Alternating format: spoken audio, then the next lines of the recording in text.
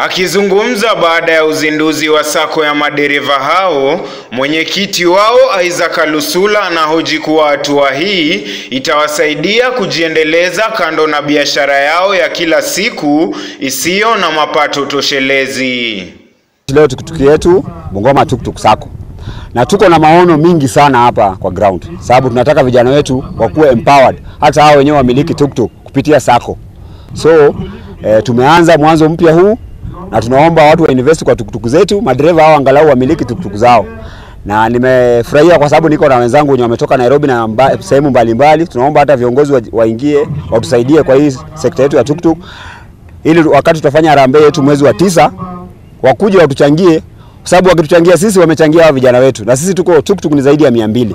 So ni vizuri wakuje watusaidie kutuchangia kwa mambo ya tuktuk ili tusonge mbele. Naye mwenyekiti wa wahudumu hao wa tuktuk kitaifa Vincent Were anahoji kuwa wamejitolea kuhakikisha maisha ya wahudumu hao inaboreshwa zaidi, akisema itafanikishwa kupitia usajili rasmi.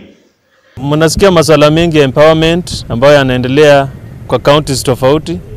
Tunafanya yawe bora yakiwa ndani ya structured transport groups.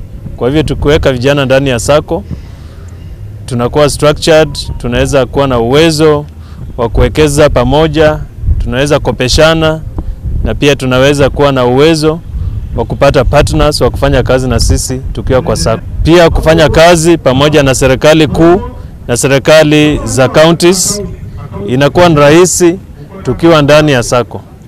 Hata hivyo, amesema watazidi kushirikiana na wadau wengine katika sekta hiyo kuhakikisha wanafuata kanuni za barabarani ili kupunguza ajali. Nituwe na uwezo wa kuweka relationships na service providers. Kwa hivyo insurance companies zimebisha milango nyingi, zinataka kufanya kazi na wana Bungoma, lakini zilikuwa tunasema tutafanya kazi vipi na hao hawapatikani. Sasa tuko ndani ya sako, insurance companies zinakuja ambazo zinataka kufanya kazi na sisi.